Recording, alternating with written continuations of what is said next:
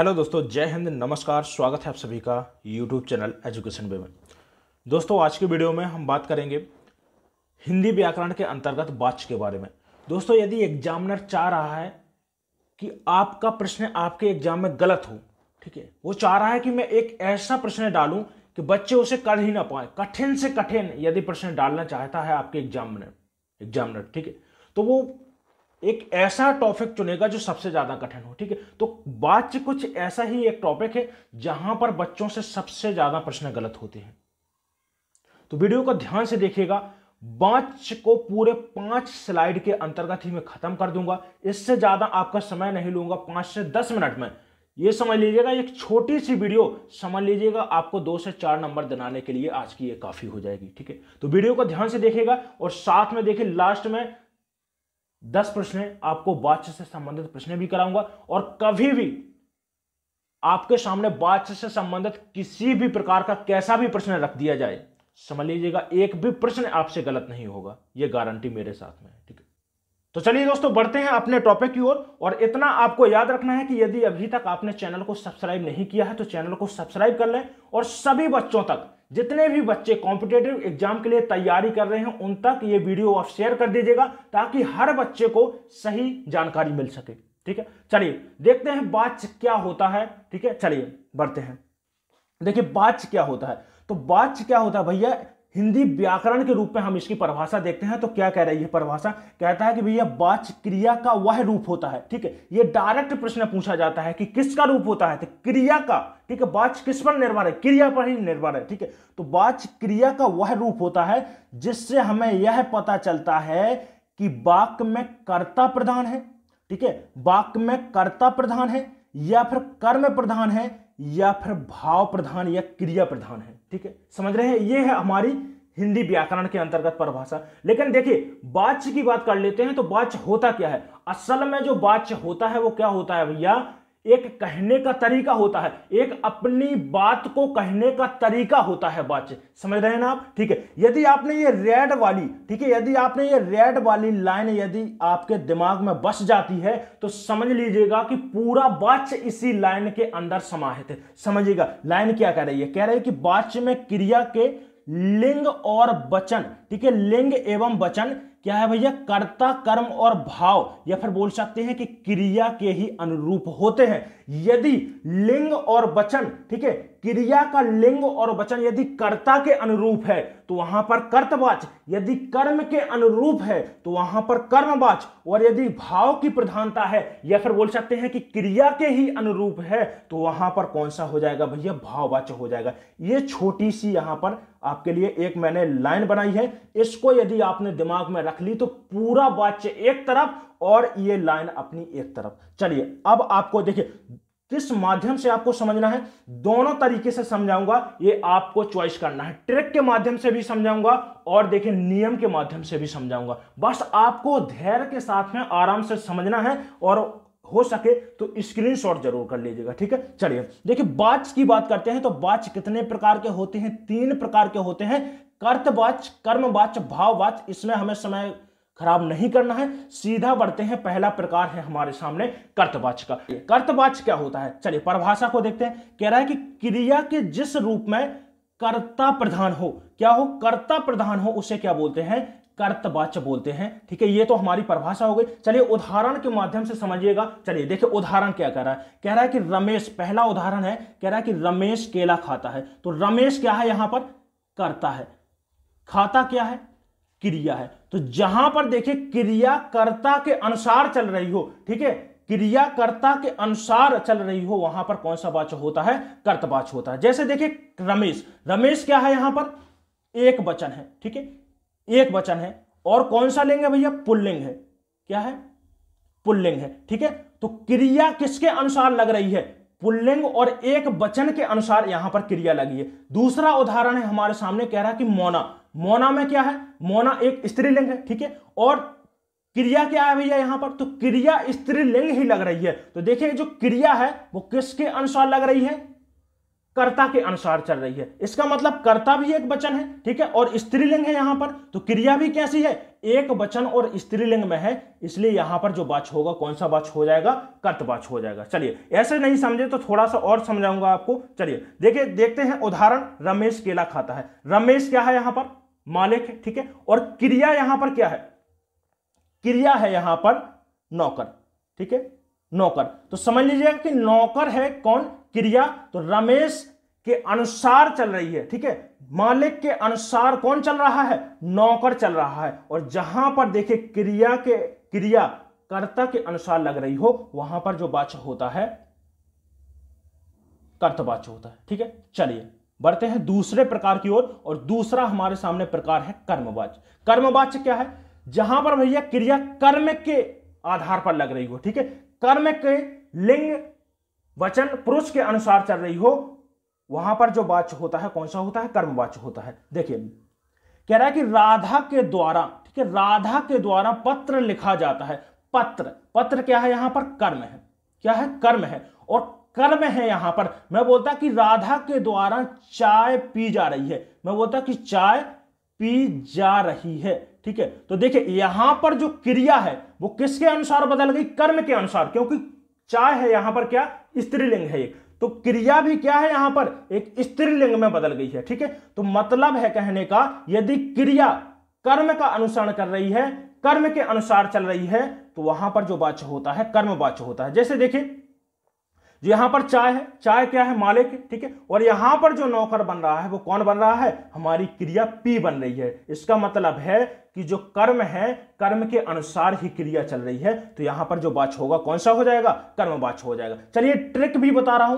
Trick क्या है, trick है कि यदि किसी भी वाक्य में यदि के द्वारा, ठीक है, के द्वारा मिल रहा है या फिर से लगा मिलता है, समझिएगा, यदि से मिलता है या के द्वारा लगा हुआ मिलता है और वाच्य में कर्म उपलब्ध हो, जैसे देखिए आपके सामने यहां पर के द्वारा है और पत्र लिखा है, पत्र क्या है यहां पर, कर्म है। यदि कर्म उपलब्ध हो और साथ में देखिए से या के द्वारा लगा हो, तो वहां पर कौन सा आप मानेंगे, वाच्य, कर्मवाच्य मान लीजिएगा, ठीक है। चलिए देखिए दूसरा उदाहरण है, मीरा ने दूध पिया, ठीक है। तो दूध यहां पर क्या है, दूध है यहां पर क्या, दूध यहां पर कर्म है और कर्म के अनुसार ही क्रिया चल रही है, तो यहां पर जो वाच्य होगा क्या हो जाएगा, कर्मवाच्य हो जाएगा, ठीक है। राहुल ने चाय पी, देखिए चाय आप स्त्रीलिंग है, ठीक है, चाय क्या है, स्त्रीलिंग है। और स्त्रीलिंग में ही एक वचन में यहां पर क्या है, क्रिया है जो कर्म का अनुसरण कर रही है, कर्म के अनुसार चल रही है, तो यहां पर जो वाच्य होगा कौन सा हो जाएगा,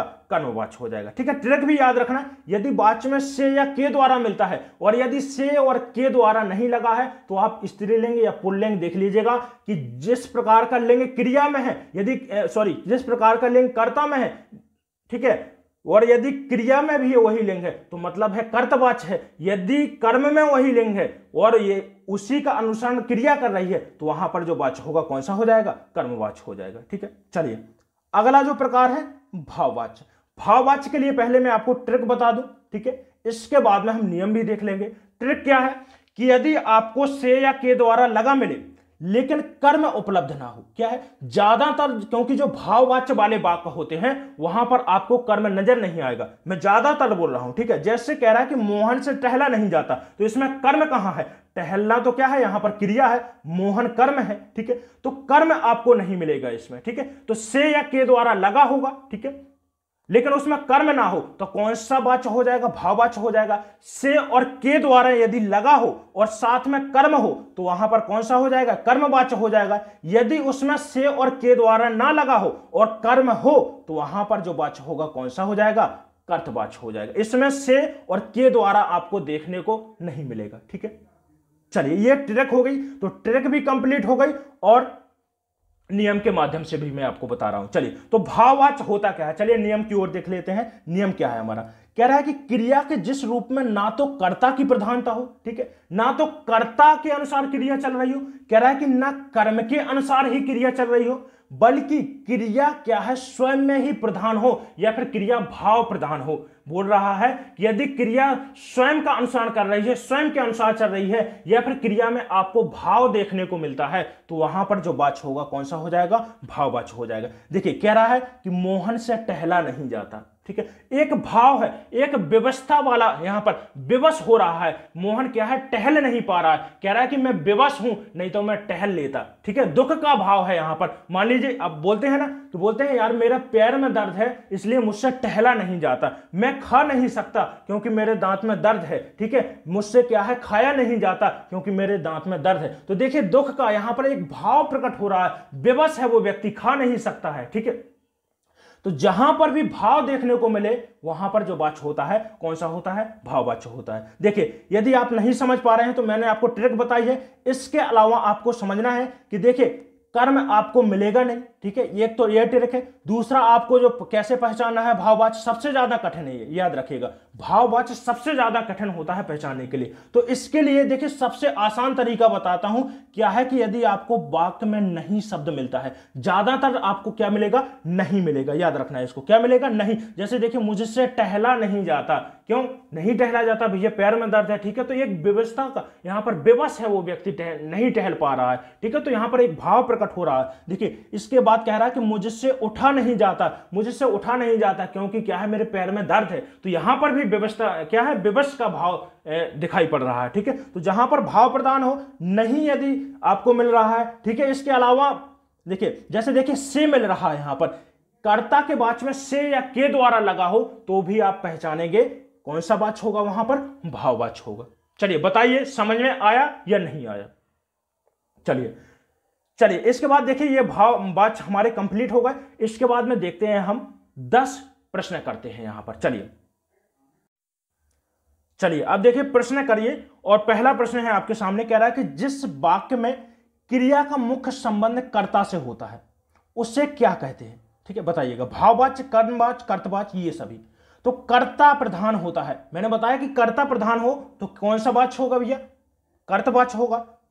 तो यहां पर गा के साथ में हमारा सही आंसर हो जाएगा। ठीक है, चलिए दूसरा प्रश्न कह रहा है कि जिस वाक्य में क्रिया का मुख्य संबंध भाव से हो, तो भाव प्रधान हो यदि, ठीक है, तो वहां पर कौन सा होता है भैया, वाच्य, भाववाच्य होता है। चलिए फटाफट लगाइए, देखिए मैंने बहुत अच्छे से समझाया है आपको। अब बताइए यहां पर कि कितने आप प्रश्न कर पा रहे हैं या नहीं कर पा रहे हैं। चलिए ये आपको कमेंट करके बताना है। चलिए देखिए कह रहा है, तीसरा प्रश्न है, मुझसे गाया नहीं जाता, कौन सा वाक्य है भैया, मुझसे गाया नहीं जाता, मेरे मुंह में दर्द है। ठीक है, मेरे दांतों में दर्द है, मुझसे चला नहीं जाता, मुझसे बैठा नहीं जाता, सीधा सीधा है भैया, नहीं भी है वाक्य में, और कर्ता के बाद में से भी आ रहा है। जहां पर कर्ता के बाद में से या के द्वारा लगा हो वहां पर जो वाच्य होता है कौन सा होता है, भाववाच्य होता है। तो गा के साथ में सही आंसर जाएगा। चलिए चौथा प्रश्न है, देखिए कह रहा है कि जिस वाक्य में क्रिया का मुख्य संबंध कर्म से हो, तो कर्म से हो भैया तो कौन सा होगा, कर्मवाच्य हो जाएगा। चलिए पांचवा प्रश्न है, कह रहा है कि इनमें से कौन सा वाच्य का भेद नहीं है। तो देखिए 3 ही भेद मैंने बताए थे, कर्तवाच्य, कर्मवाच्य और भाववाच्य। ये भैया अभाववाच्य कौन सा आ गया है, तो यही हमारा गलत हो जाएगा। चलिए छठवां प्रश्न है, देखिए कह रहा है कि मां खाना बनाती है। ठीक है, कह रहा है कि वाक्य में वाच्य कौन सा है, तो मां खाना बनाती है। ठीक है, देखिए कर्म क्या है, खाना है, कह रहा है कर्ता क्या है, मां।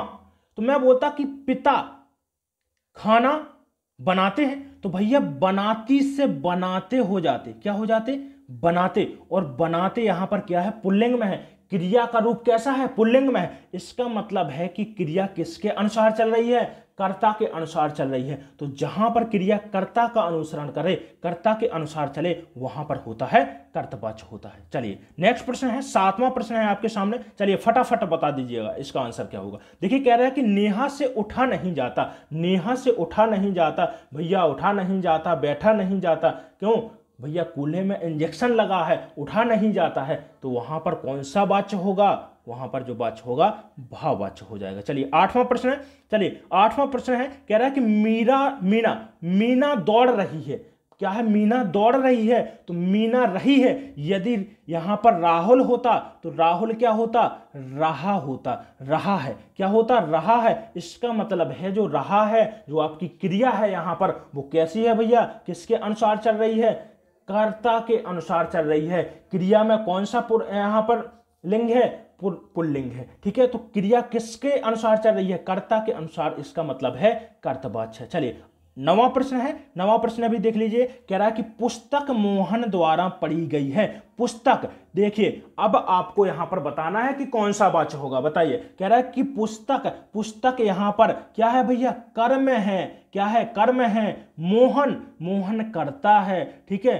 तो देखिए मैंने कहा कि कर्ता के बाद यदि के द्वारा यश से आता है तो वहां पर जो वाच्य होगा कौन सा होगा, कर्म वाच्य होगा। ट्रिक भी बताई है मैंने आपको, ठीक है। देखिए पुस्तक यहां पर क्या है, कर्म है, और पुस्तक का यहां पर लिंग कौन सा है, तो एक वचन है और लिंग कौन सा है, स्त्रीलिंग है। तो पढ़ी यहां पर जो क्रिया चल रही है, जो क्रिया लगी हुई है वो क्या है, स्त्रीलिंग में ही प्रयोग की गई है। तो यहां पर जो वाच्य होगा कौन सा हो जाएगा, कर्म वाच्य हो जाएगा, ठीक है। 10वां प्रश्न, 10वां प्रश्न कह रहा है कि बुढ़िया से चला नहीं जाता। बुढ़िया बिया क्या है, उसके पैर कमजोर हो चुके हैं। बुढ़ापा किसी व्यक्ति को आता है तो कहां इतना सामर्थ्य होता है, वो चलने के लिए विवश है। और जहां पर भी व्यवस्था, ठीक है, विवश का भाव हो, दुख का भाव प्रकट हो रहा हो, भाव देखने को मिले, क्रिया प्रधान हो, वहां पर वाच्य होता है भाववाच्य। चलिए दोस्तों, सभी प्रश्न देखिए कंप्लीट हो चुके हैं, और कमेंट करके जरूर बताइएगा कि आज का ये वाच्य से संबंधित वीडियो कैसा रहा, आपके एग्जाम के लिए हेल्पफुल है।